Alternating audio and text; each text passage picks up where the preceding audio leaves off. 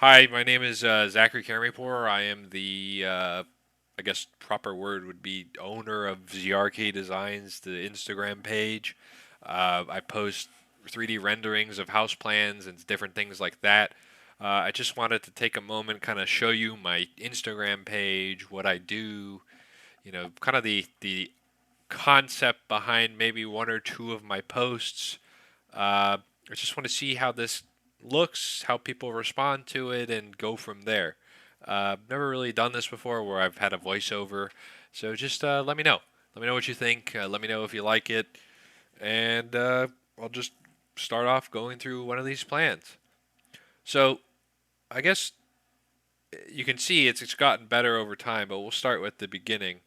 The beginning was really I had ideas for some unorthodox stuff. It was specifically this plan right here, or I guess this elevation. Uh, I was looking at something on an architectural website that was like a single family, two-story home, and the layout was strange, but I really liked the use of cube shapes. Uh, Not necessarily like flat roof cube, but I liked the idea that it was just like something that had a lot of defined lines.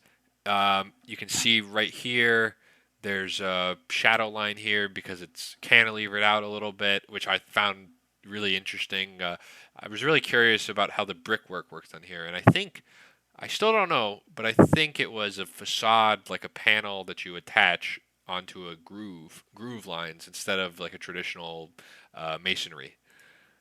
This was the floor plan at the time. I really, looking back at it, there's a lot of inefficiencies, and I kind of was just checking boxes on where I wanted the plans, fitting the master bedroom with a closet and a master bath. You know, that layout in general, I don't think is that space efficient, and there's kind of a wasted space. The living room is a bit small. That half bath placement, I guess it works, but it's not ideal in my opinion. I do like the little separate office, kind of makes it its own place. If you have, let's say you're in a work that has to have clients come in a lot, it's a nice idea to have it separate from the house. But this plan in general is so large and kind of spread out. Your exterior wall cost just won't make any sense. This is the upstairs. There's a big hall. I think that's 8.5 feet, maybe 6.5. It's hard to read, but I kind of like having the separate suite, but in general, I would think a guest suite would have a dual purpose, as if it wasn't for guests, it's probably for like older family members that are staying with you. So having it on the second floor, I don't like looking back at it now. I don't really like. I guess, and at the time when I first got into the rendering, all I had was one picture, and then behind it was the floor plans. Um, I guess I went along with this cube idea for a while. I liked the monochromatic look with a bit of warm colors attached to it as well. Then I did a request for a friend. This was kind of a mid-century, I call this a mid-century house. I had a big overhang over the garage. I kind of felt like it worked with that plan. If I was going to do it again, maybe I would keep consistent overhangs throughout the whole house. Uh, just want I it was something I was experimenting. It's a whole thing. Is this whole page is basically me experimenting with different works. Um, let's show you guys something newer. So maybe I would say I kind of want to show you guys this house. So this house was a smaller home.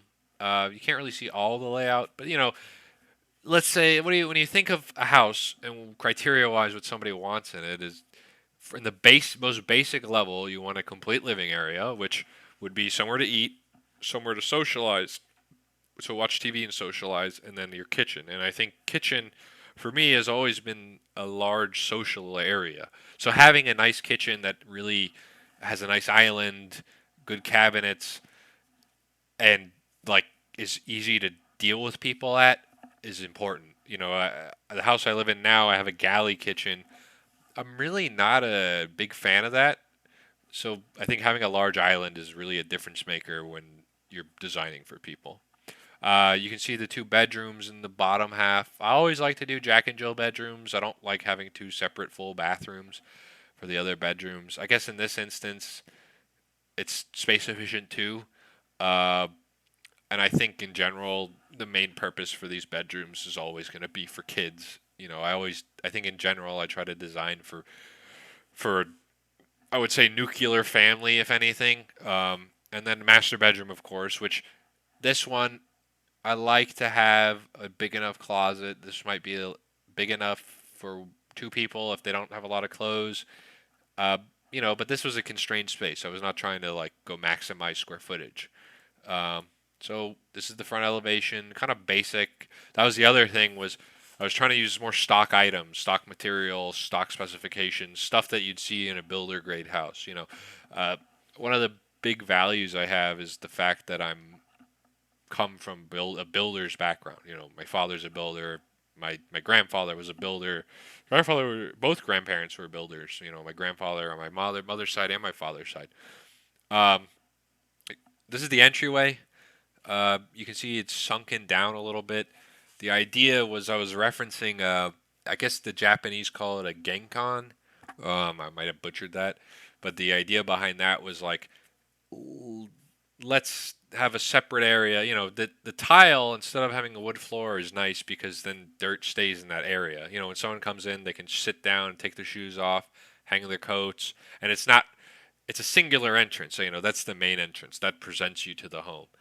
And I thought that contrast of tile, it's kind of masculine, or my mother told me it seemed masculine, but I liked it. I liked the contrast of whites and blacks. Uh, from a color perspective, I think it gives a good impact. And then having a warm tone attached, like a mid brown or sharp red or something that draws your eyes away from the monochromaticness of the rest of the house. This is the kitchen. Stock slab doors. I didn't want to go too crazy. I was trying to spec basically standard items or what I could find in material libraries that were standard items. Moving along, you see the nook back here. Attaches a three-panel slider. The idea with the three-panel slider was that it takes you out to the outdoor kitchen. That's the other thing I like is making sure there's a distinction between inside and outside, but have it flow in between each other. And again, going back to my background being in the building industry, always trying to specify stuff that someone can get without having to spend $10,000, or that piece might cost $3,000, $2,500 for that slider, which in comparison to maybe like a glass facade wall, uh, could run you a lot more. I haven't priced it out, so I really couldn't tell you. Moving along, this is the view from the island. Like I said, I want to keep a connection to the living room. Uh, the living room was interesting because I wanted to push the ceiling up. Let's go back to the main front elevation. You can see on the front elevation, you have this transoms up here with a separate roof system. It's its own hip roof, four-sided hip roof. It's detached from the rest of the roof system. So running HVAC through there wouldn't make sense. So I jutted out these, I guess you call them, push the soffit out on those walls, and I made it symmetrical to the center line, and that was how I would route HVAC into that room. I don't really know if my HVAC contractor, let's say if built it, would actually care if there was that space there. I would think they would. And I also think it's kind of a good, cool look. It's like different. It separates the tall ceiling, so it's not just a giant box. Going on from that, the shelving attached to the TV area that where the fireplace is, I made that inset into the wall, so it's kind of again a monochromatic color selection with the tile, all square tile. So I tried to go even basic on that, and then the use of a lot of transoms, so I can get light in there at any time of the day. This is the outdoor kitchen. You can see very basic. I mean, it's a standard uh, 12 by 12 area with a strip ceiling, and then I used stone countertops. That was more just because why not? You know, it's a rendering. It's not real, so you don't have to really worry about cost. Excuse me. And then pavers out to an outdoor seating area with a fire pit. Now that's kind of extra. I don't think as a builder I would specify something like that, but you know, I think it's a good way to sit out, look at a pond. Let's say if there's a water feature there, I think that's where this plan kind of shines. You can look out and see it. Moving on, you know, another picture of the outside deck. It's basically, again, I want there to be some nature associated with the structure, and then you look out at the water. This one, this is the master bedroom. You know, a single tray ceiling on a 9 foot plate line. I wanted to keep the ceilings consistent on this house, except for in the main living room. Tray ceiling seems like a good way to give a ceiling height without adjusting the trusses too much. You know, it's a kind of a cost savings because you build it into the trusses instead of having your framer have to use 11-foot pre-cut studs. Um, and then I had a single window on the one side just to give a feeling of light from that side. I think it's weird sometimes if you have windows on one wall, it just kind of makes you feel like you're compressed. At least for me, obviously, you know, depending on the layout, you don't really have that luxury, but at least having two walls with light coming in, I think it's important. And then also, I did that 3 panel slider again. Uh, Moving along, I think this is the last picture. Uh, this is the master bath, excuse me. And it's, again, monochromatic with a touch of a warm wood color. It might be a bit harsh looking at it now. Kind of looks like that floor, the square tile or rectangular tile floor, looks kind of cheesy to me, looks kind of outdated now looking at it. But I think it's, you know, there's a limited space, and the idea was running with that color concept, that monochromaticness. Um, I think if I had looked at it a little more, I would have done something more interesting. But, you know, for the time being, for what it is, I think it was good. And I don't think, you know, I think if I had more time, which the point of these is to get a concept out, post it, and then really have some feedback on it. I think for the time being, it was a good idea. You know, I liked it at the time, so I can't really go back and say I didn't like it or I did like it. But I know now I'm not really a big fan of it. There's also a video with it, which was one of the big things. I did this one in a like a standing up shot, and I don't know if I like it, but it seemed like it fit better on Instagram TV, which is the if your video is longer than 1 minute, you have to put it on there. Um, but other than that, I guess we'll let's make it full screen. It's kind of basic. It just gives you presentation, kind of goes through what I was talking about earlier. Remember that relationship of nature, you know, the monochromatic tones with a touch of light, the drop zone that is dual purpose. It works because it's a carport. You walk into there, and then this big dining room. Well, not dining room, but then you have your kitchen, your nook, which is kind of the main dining room, is big enough to have a full size dining set, basically. Out leads out to the outdoor kitchen, so there's a balance. You know, it's a transitional space. It doesn't just have to be like, oh, I'm in the kitchen. It's like, no, I can transition from inside and outside, and it doesn't feel like too much of a chore. I guess it's not like you have to walk 1,000 feet or 20, like 50 steps to get to the outdoor kitchen. Uh, Again, I really like this view here.